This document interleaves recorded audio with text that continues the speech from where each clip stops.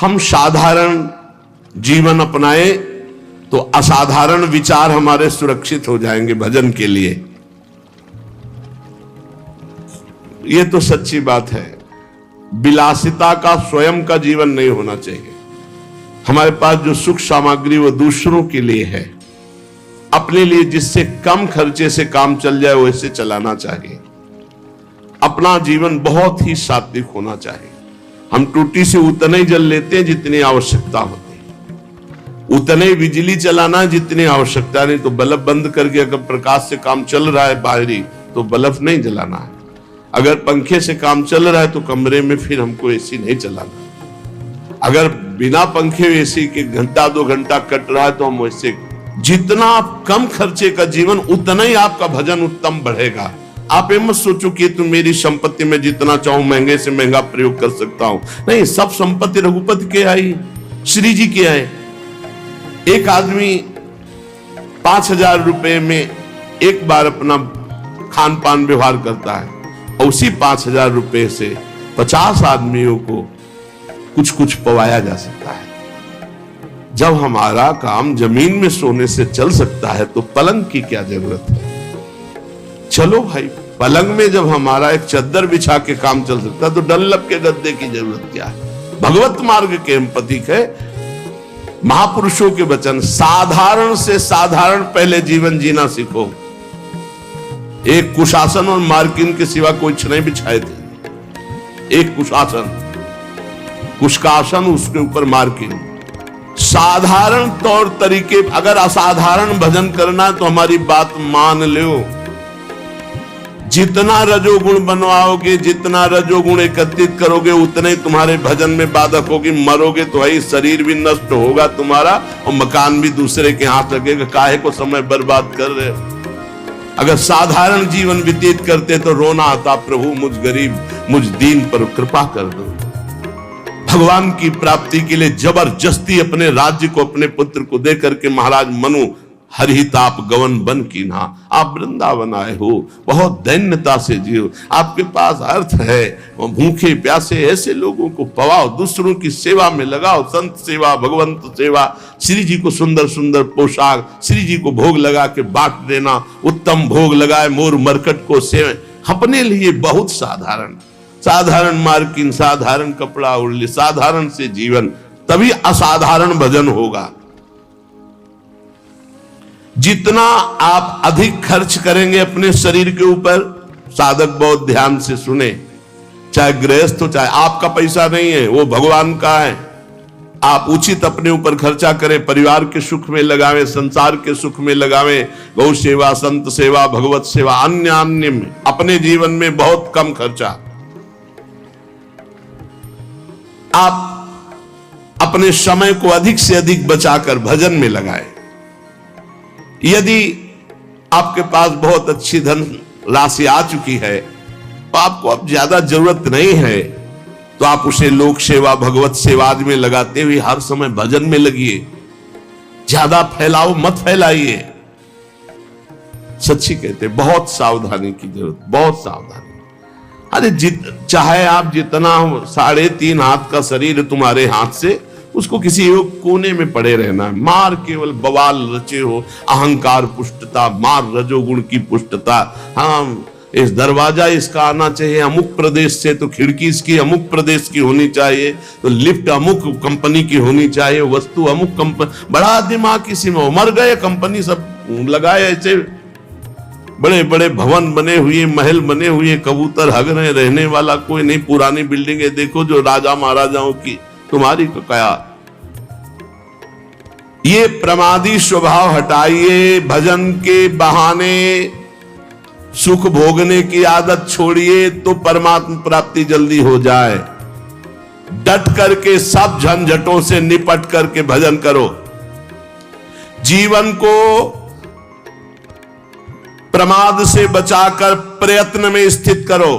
शब्द देख लो, शब्द ही है। प्रमाद से हटाओ और प्रयत्न में लगाओ। इतने माला भजन, इतना पाठ, इतना जाकर के राधा केल कुंज में करना, इतना एकांत में पाठ करना, ऐसे ऐसे अपनी दिनचर्या इतनी फिट कि उसको तोड़ना नहीं किसी भी स्थिति में। परमात्मा को भुला देने वाले सामग्री विषयों इन सबको हटा दो। अभी लगन नहीं लगी, इसलिए जहां तुम्हारा वास है वहां कोई भी ज्यादा भगवत विमुख करने वाली वस्तुएं अच्छी नहीं होनी चाहिए, बात ध्यान रख लो। जहां वास कर रहे हैं पूरे में राधा राधा राधा राधा राधा राधा राधा, गुरुदेव राधा वल्लभ, गुरुदेव राधा वल्लभ, जहां दृष्टि उनकी पोशाक, उनकी माला, उनकी बस एक आसन शयन के लिए, एक आसन बैठने के लिए, बस। आधुनिकता का जितना दर्शन होगा रजोगुण बढ़ेगा, भजन हटेगा, मान लीजिए। बहुत सावधान रहिए। वृंदावन है, वृंदावन की थोड़ा तो रहनी रखो। राधा राधा राधा राधा, यार कभी ऐसा भी करो ना कि एक टाट बिछा के सो, हाथ की तकिया, रज के पात्र रखे हुए कमरे में, उसमें भोजन प्रसाद पाया, टाट बिछा हुआ है, हाथ की तकिया में सो गए, नहा लिया, अपनी दिनचर्या में कुछ खर्चा नहीं, एक छोटे से पंखे से काम चला दिया। अगर आजकल इतनी बिल्डिंगें बन रही कि वायु बाहर की नहीं मिल रही, शरीर को जैसे रखो वैसे रहेगा। शरीर को जैसे रखो, वर्षों कभी बिजली नहीं रखी यही हित धाम में कटवा के, जैसे रखो। थोड़ी देर पसीना पसीना, जितनी नींद आनी उठ के बैठ गए, फिर मंत्र जो हमको सोने के लिए है। नींद को जितना ना आ जाए ना राधा राधा, आज नहीं आई तो कल आ जाएगी, कल नहीं तो परसों आ जाएगी। भजन तो हमारा हो रहा है। भगवान का आश्रय समस्त शक्तियों को जागृत कर देता है, भोगों का आश्रय समस्त शक्तियों को ढक देता है। इस बात को समझिए। बहुत दुर्भाग्य है जो हमें सुविधा अच्छी लगे, बहुत दुर्भाग्य है, सच्ची मानिए।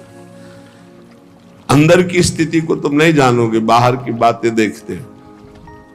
बड़ा दुर्भाग्य है जब सुविधा में भजन किया जाए, बड़ा सौभाग्य है जब असुविधा में भजन होता है। जो असुविधा में भजन किया महापुरुषों ने, वो सुविधा में, वो तो सुविधा भ्रम है, सुविधा भ्रम है। देखो, पूज्य श्री रघुनाथ दास गोस्वामी जी के पिता ने रसोईया, रुपया, सब व्यवस्था, सेवक जन भेजे कि अब जब जगन्नाथपुरी में ही रहेगा बेटा बाबा जी बन के, तो सारी सुविधाएं। अपने आप वैरागी को कोई शिक्षा नहीं देनी होती। एक दो दिन भोग बनाया, महाप्रभु चैतन्य देव को पवाया, फिर कहा कि जब हम भगवत मार्ग में चले तो मेरे प्रभु के द्वारा मेरा भरण पोषण होना चाहिए, ये पिता के द्वारा वही भोगा नहीं, वापस कर दिया। और जगन्नाथ जी के सिंह पौर पर जो भिक्षुक जन हैं उनके बीच में खड़े हो गए। तो भिक्षुक जनों का तो अभ्यास था, दौड़ दौड़ के आगे लेते, वो गंभीरता से खड़े रहते, जब कोई उनकी तरफ देख कर दे देता तो वही पा लेते ने, रात दिन भजन करते। इस वृत्ति को भी ठीक नहीं समझा। फिर एक अन्य क्षेत्र से थोड़ा अन्य, इस वृत्ति को भी सुविधाजनक समझा। रात्रि में जो प्रसाद फेंक दिया जाता, गौएं भी नहीं पाती, वो उठाकर धोकर फिर पाते, रात दिन नाम जप। महाप्रभु चैतन्य देव जी को जब गोविंद जी के द्वारा पता लगा कि ऐसे रघुनाथ दास जी, तो चुपचाप रात्रि में गए और भोग लगा को पाना ही शुरू किया था कि ऐसे, और कहा इतना स्वादिष्ट अमृत जैसा भोग अकेले अकेले पाता है रघु, मुझको निमंत्रण नहीं दिया।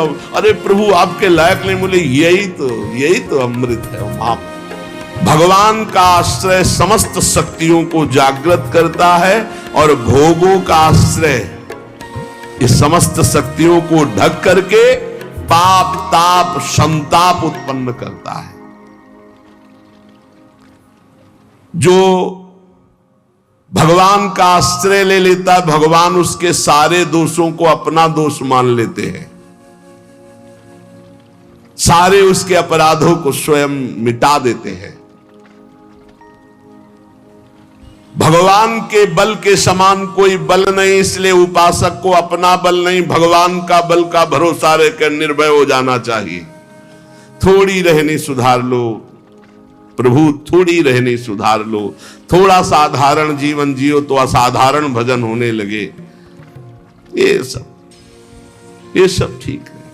बाहर सच्ची कहते हैं, दुर्भाग्य समझो जो सुविधाजनक जीवन जीकर भजन करना चाहते हैं, जो साफ सुविधाओं को ठुकरा करके, साफ वैभव है लेकिन बहुत अकिंचन जीवन जीते हैं, बलिहारी उनके जीवन की। भगवान जितनी रचना रचे उसका प्रतिक्षण परिवर्तन हो रहा है और नाश की तरफ जा रही है। शरीर से लेकर जो भी आप देख रहे हो, गो गोचर जहां लघु मनुजाई, सबका परिवर्तन हो रहा है, सब नाश की तरफ जा रहा है। ये क्षण ध्वंसी है, किसी भी क्षण में नष्ट हो सकता है। जो तुम देख रहे हो सब, यहां का मिलना संतोषजनक नहीं है। यहां व्यक्ति मिल जाना, वस्तु मिल जाना, स्थान मिल जाना, यहां कोई संतोषजनक नहीं, क्षणिक है, दुखद है।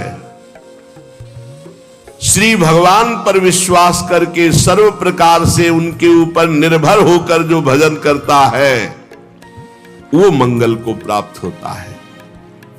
क्षणभंगुर शरीर का क्या पता कब नाश हो जाए। भगवान की इच्छा से जो कुछ है उसी में संतुष्ट रहो। जो तुम्हारे पास है वो दूसरों की धरोहर है, तुम्हारी नहीं है। तुम कम से कम खर्चे में जीवन व्यतीत करो। इस नाट्यशाला में, जगत नाट्यशाला में भगवान के खेल को, सृजन पालन संहार, तीन खेल के रहस्य को जान करके खूब नाम जप करो। पता नहीं कल किसका आए कि ना आए। भगवान बहुत समीप है हमारे, उनसे अधिक समीप अन्य कोई भी नहीं है। उनका जितना चिंतन करोगे, उन्हें जितना अपने समीप देखोगे, उतना ही तुम परम सुखी होने लगोगे और भगवान तुम्हें दिखाई देने लगेंगे कि नजदीक है। जब तक अपनी इंद्रियों को वश में नहीं करोगे, मन को वश में नहीं करोगे, तब तक परमात्म स्थिति नहीं आती। श्री भगवान ने गीता जी में अर्जुन जी से कहा कि जो योग युक्तो विशुद्धात्मा विजितात्मा जितेंद्रिय सर्वभूतात्म भूतात्मा कुर्वन्नपि न लिप्यते। जिसकी इंद्रियां भजन के प्रभाव से वश में हो गई हैं, जिसका अंतःकरण मन बुद्धि चित्त अहंकार निर्मल हो गया है, जिसका शरीर पवित्र हो गया है, साधन करते करते शरीर वश में, इंद्रिया वश में, मन वश में, बुद्धि वश में, चित्त वश में, अहम वश में, संपूर्ण प्राणियों के आत्मस्वरूप भाव में जो स्थित है, अब उसको कोई कर्म नहीं बांध सकता। नहीं, हर कर्म जीव को बांधता है। जिसकी इंद्रियां वश में है, जिसका मन वश में है, जिसका शरीर पवित्र हो चुका है, निष्पाप, वो पुरुष कुछ भी जो कर रहा है कभी वो पाप को प्राप्त नहीं होगा। कोई भी कर्म उसे बांध नहीं सकता। इसी को तो जीवन मुक्तता कहते हैं, परम आनंद। देखो भगवान कह रहे हैं, नैव किंचित करोमीति युक्तो मन्येत तत्त्ववित् पश्यन् श्रृण्वन् स्पृशन् जिघ्रन् नश्नन् गच्छन् स्वपन् श्वसन् प्रलपन् विसृजन् गृह्णन् निन्मिषन्नपि इंद्रियाणि इंद्रियार्थेषु वर्तन्ते इति धारयन्। हे अर्जुन, जो तत्व को जानने वाला पुरुष है, संयमी पुरुष है, जिसने अपनी इंद्रियों पर विजय प्राप्त कर ली, मन पर विजय प्राप्त कर लिया है, जो सब जगह अपनी आत्मा को देखता है, नैव किंचित करोमीति युक्तो मन्येत तत्त्ववित्। वो तत्व को जानने वाला सांख्य योगी किंचन मात्र कुछ नहीं करता है और सब कुछ करता है। पश्यन देखता हुआ, श्रवण सुनता हुआ, स्पृशन छूता हुआ, जिघ्रन सूंघता हुआ, असनन खाता हुआ, गच्छन चलता हुआ, ग्रहणन ग्रहण करता हुआ, प्रलपन बोलता हुआ, विसर्जन मलमूत्र का त्याग करता हुआ, स्वपन सोता हुआ, श्वसन श्वास लेता हुआ, उन्मिशन आंख खोलता हुआ, निमिशन मूंदता हुआ, इंद्रियाणि इंद्रियार्थेषु वर्तन्ते इति धारयन्। उस ज्ञानी महात्मा को पता है कि संपूर्ण इंद्रियों के विषय में बरत रही हैं, किंचित एवं न करो भी इति मन्येत, मैं स्वयं कुछ भी नहीं कर रहा हूं। बहुत गूढ़ विषय है। पश्यन् श्रवणन् स्पृशन् जिघ्रन् नसनन् गच्छन् स्वपन् श्वसन्, ये सब क्रियाएं हो रही। बड़ा उच्च कोटि की अवस्था। ग्रहणन प्रलपन विसर्जन स्वपन श्वसन उन्मिशन निमिशन अपि इंद्रियाण इंद्रियार्थेषु, सूंघता हुआ, देखता हुआ, खाता हुआ, चलता हुआ, ग्रहण करता हुआ, बोलता हुआ, मलमूत्र का त्याग करता हुआ, सोता हुआ, श्वास लेता हुआ, आंख खोलता हुआ, मूंदता हुआ, संपूर्ण इंद्रियों के विषय में बरत रही, मैं कुछ नहीं कर रहा। ऐसे महापुरुष के द्वारा जो भी कुछ होता उसको कुछ नहीं भोगना पड़ता, न पाप न पुण्य। पूरे संसार का संहार हो जाए तो कोई पाप नहीं, पूरे संसार का पुण्य हो जाए तो कोई उसको पुण्य नहीं, क्योंकि वो देख रहा है कि इंद्रियों में बरत रहे, गुण गुणों में बरत रहे हैं, मैं इन सब से विलग हूं। ये स्थिति जीवन मुक्त महापुरुष की होती है, जहां शरीर और इंद्रिय मन बुद्धि बदलते रहते हैं, पर हम उनको देखते रहते हैं, हम नहीं बदलते। शरीर बदला, बाल्यावस्था, जवानी, बुढ़ापा, लेकिन हम वही हैं जो देखने वाले हैं। पहले रजोगुणी बुद्धि थी, फिर सतोगुणी आ गई, लेकिन हम बुद्धि को देख रहे हैं, हम बुद्धि नहीं हैं, बुद्धि को देखने वाले। इंद्रियां पहले चंचल थी, फिर शांत हो गई, हम इंद्रियों को देख रहे हैं, दृष्टा है, हम इंद्रिय नहीं हैं। मन को भी हम देखने वाले हैं, हम मन नहीं हैं। स्वयं हम परमात्मा के स्वरूप हैं। जैसे अंश कहा जाता है ना, तो चाहे एक चम्मच गंगा जल हो तो गंगा जल, और चाहे एक बहुत बड़े टैंकर भर के तो गंगा जल, और चाहे पूरी धारा तो गंगा जल। परमात्मा का अंश जीव परमात्मा स्वरूप ही है। पूर्ण परमात्मा का अंश जीव परमात्मा स्वरूप ही, ये बात मान लो। चेतन अमल सहज सुख राशि, बदलने वाले के साथ एक है। संसार बदलने वाला, इंद्रियां बदलने वाली, शरीर बदलने वाला, बुद्धि बदलने वाली, मन बदलने वाला, चित्त बदलने वाला, अहंकार बदलने वाला, लेकिन जो मैं था वही मैं हूं, वही मैं रहूंगा। जिसको ये ज्ञान होता है वो सब कार्य करता हुआ कभी बंधता नहीं है। आप कभी बदलने वाला नहीं है, आप स्पष्ट देख लीजिए, आप कभी बदला नहीं, वो ज्यों का त्यों रहता है। जब आप अपने आप को भूलकर बदलने वाला मान लेते हैं तो आपको जन्म मरण ये होगा, फिर आपको हर कर्म का फल मिलेगा, क्योंकि आप भोक्ता और कर्ता भाव स्वीकार किया। अगर स्वीकार ना करे तो कुछ भी उसको दंड नहीं मिलेगा, किसी भी तरह उसे नहीं भोगना पड़ेगा। यह बात तुम केवल दृढ़ता से मान लो, मानने से ही तुम्हारी मुक्ति हो जाएगी, मानने से ही तुम जान जाओगे, अनुभव हो जाएगा। केवल मेरी बात मान लो। तत्व प्राप्ति किसी साधना से नहीं होती, मानने से होती है। चाहे ध्यान से सुनिए, चाहे वो कैसा हो, कोई अधिकारी हो या अनाधिकारी, अंतःकरण शुद्ध हो या अशुद्ध, इससे कोई मतलब नहीं, क्योंकि ये तुम हो ही नहीं। और इससे बड़ा कोई ज्ञान से पवित्र कोई तीर्थ नहीं है। अगर तुम भगवत प्राप्ति चाहते हो, तुम्हें भगवत प्राप्ति की लगन है, तो इस बात को समझो। शरीर, संसार ये तुम नहीं हो, ये तुमसे अलग है। ऐसा अनुभव होता है। जबान चराना, नेत्र चराना और इंद्रियों की गुलामी में घूम रहे, इसलिए समझ में नहीं आ रहा। ये बहुत बढ़िया बात है। यद्यपि मृषा छूटति कठिनाई, अगर समझ जाओ तो केवल समझने की बात है, कुछ करने के लिए। भगवत प्राप्ति समझने की बात है। ये बहुत सुंदर बात, इसी को हमने कई बार सत्संग में कहा है। आप अपने अंतःकरण की बात किसी से मत बताइए कि आपको कोई विकार है।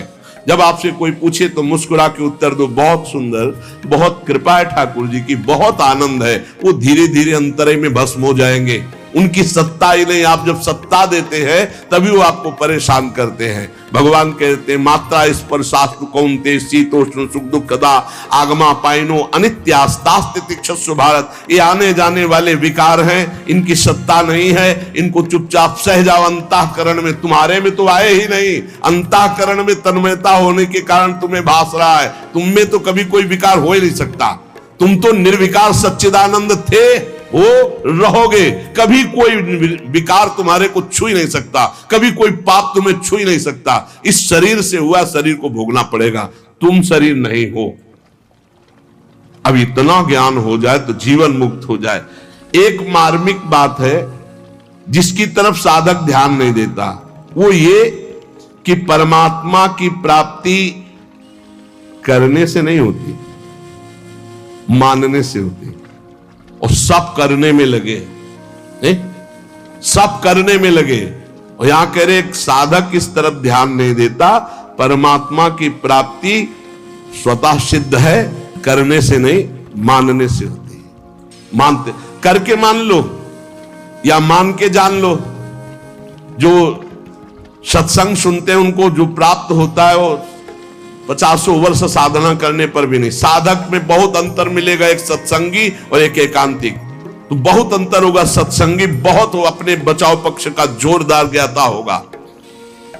परमात्मा प्राप्ति करने का भाव बाधक है। कैसा? मैं परमात्मा प्राप्ति करूंगा साधना से, बहुत लंबा समय होगा और किसी महापुरुष का जब संग मिलेगा तो तुम मानने पे आ जाओगे तो जान जाओगे। अगर अभी मानने पे आ जाओ तो जल्दी जान जाओगे। हम लोगों के दिमाग में बैठा है कि 10-20 वर्ष कम से कम भजन करेंगे तब अंतःकरण पवित्र होगा, तब हम कुछ जान पाएंगे। तो पक्का 10-20 वर्ष भजन करना पड़ेगा। अगर आपको ये तो जानने की बात है, हमें बताया जा रहा है कि मैं परमात्मा हूं, मेरे में कभी विकार होते ही नहीं। तो जब अंतःकरण विकार युक्त है तो दृष्टा भाव से देख रहा, मेरे में तो विकार है नहीं, मैं तो सुना हूं निर्विकार हूं, बहुत शांति मिलेगी। उसी समय वो विकार नष्ट होने लगेंगे। बड़ा बड़ा जप अनुष्ठान, ध्यान अनुष्ठान, ये सब जो करके प्राप्त करने के बहुत लंबा समय लगेगा। करने से कर्तृत्व भाव पुष्ट होता है, कर्तृत्व भाव आने से व्यक्तित्व भाव होता है, और व्यक्तित्व में ही सारे प्रकृति के विकार जुड़े हुए हैं, उसी में फिर वो रच पच जाता है। बड़ा सूक्ष्म विषय, चूंकि ये पूर्व का है इसलिए बहुत आनंददायक है। शरीर से तदात्म कर्तृत्व भाव से हुआ है। निर्लिप्तता का अनुभव करना ही है, चाहे जिस मार्ग से करो, कर्म योग से, भक्ति योग से, ज्ञान योग से। इसलिए क्रिया की मुख्यता साधक में रहती है भगवत प्राप्ति का। तो आप बोलो क्या करूं? क्रिया की मुख्यता रहती है। आप बोलो मैं क्या करूं? मैं ये करता हूं, मैं ये करता हूं, मैं इतना पाठ करता हूं, मैं ये करता हूं, ये करता हूं। किसको लेके बोल रहे हो? वाकेंद्री से पाठ कर रहे हो, शरीर से सेवाएं कर रहे हो, चेष्टाएं कर रहे हो, लेकिन तुम तो इससे अलग हो ना। इतना ज्ञान है कि नहीं? अगर इतना ज्ञान नहीं तो सब कुछ अहंकार की धारा में हो रहा, वो शुभ कर्म के अंतर्गत आ जाएगा। जब अहम की धारा शरीर से जुड़ जाती तो भाषा बदल जाती है। सुनना भाषा, पहचान लेना। मैं करता हूं, मैं खाता हूं, मैं पीता हूं, मैं बोलता हूं, मैं चिंतन करता हूं, मैं निष्कामी हूं, मैं कामी हूं, मैं क्रोधी हूं, मैं क्षमावान हूं। मैं के आगे जितना जुड़ गया वो सब प्रकृति राज्य। क्रिया होती शरीर से, वो मान रहा मैंने किया। हर इंद्रियां क्रिया कर रही हो, हमारे इंद्रियों के कर्ता बने बैठे हैं। काम क्रोध आ रहे हैं, अंतःकरण में मान रहे हैं हम अपने में। इसीलिए जीवन मुक्त होना कठिन कहा गया है, क्योंकि सोचते कुछ करके जीवन मुक्त होंगे। जो करोगे जीवन मुक्तता जो है उसी को ढकने वाली बन जाएगी। इसलिए महापुरुष अकर्ता होते हैं, अचाह होते हैं, पूर्ण काम होते हैं। बोले साधना करते करते हो गए? नहीं, हमारा स्वरूप ही पूर्ण काम है, सिद्ध है। चाहे अभी मान लो, चाहे 50 वर्ष साधना करने के बाद मान लेना। नैव तस्य कृतेनार्थो ना कृते नेह कश्चन। वास्तव में स्वयं में कभी कोई क्रिया होती नहीं, और शरीर बिना क्रिया के रह नहीं सकता। जब स्वयं निर्लेप रहता है तो शरीर से पवित्र आचरण होते, पापाचरण नहीं। चुप हो जा। क्या कह रहे? सबसे बड़ी साधना है चुप हो जा, अलग देखो अपने आप को, शरीर से, इंद्रियों से, अंतःकरण से।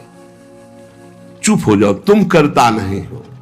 परंतु गलती यही होती कि चुप नहीं रह पाते, शांत नहीं रह पाते, सत्ता का अनुभव नहीं कर पाते, बस क्रियाओं में हम फंस गए हैं।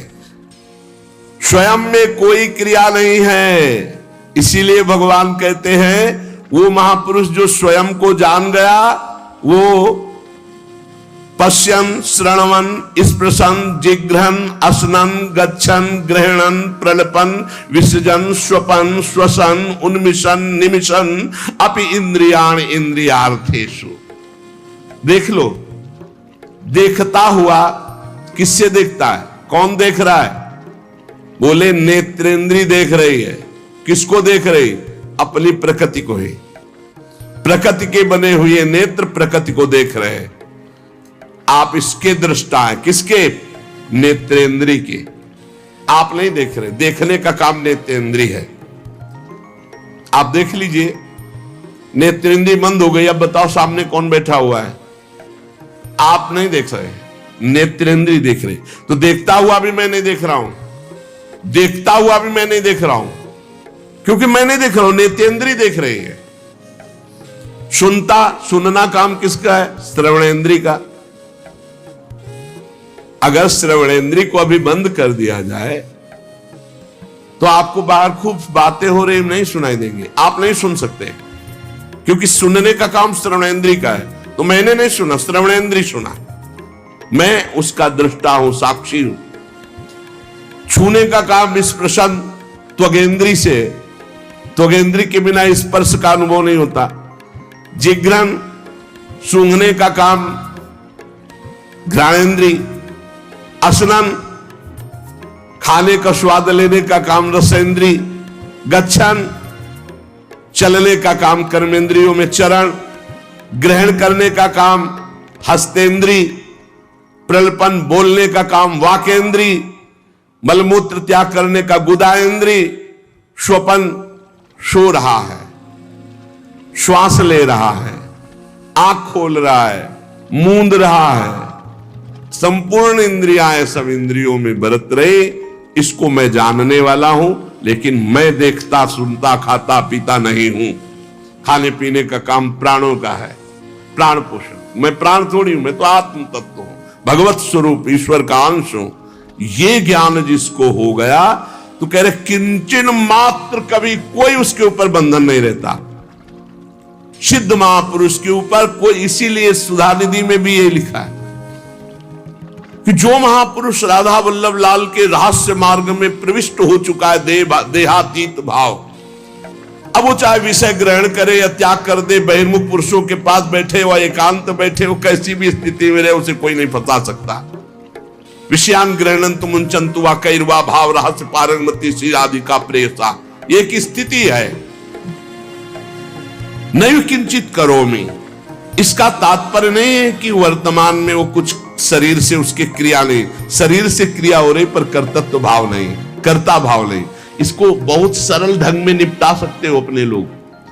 कर्तृत्व भाव भी है, मैं कर रहा हूं लेकिन प्रभु के लिए कर रहा हूं, प्रभु को समर्पित कर दिया। जो गति इसकी होगी ज्ञानी की, वही गति भक्त की होगी।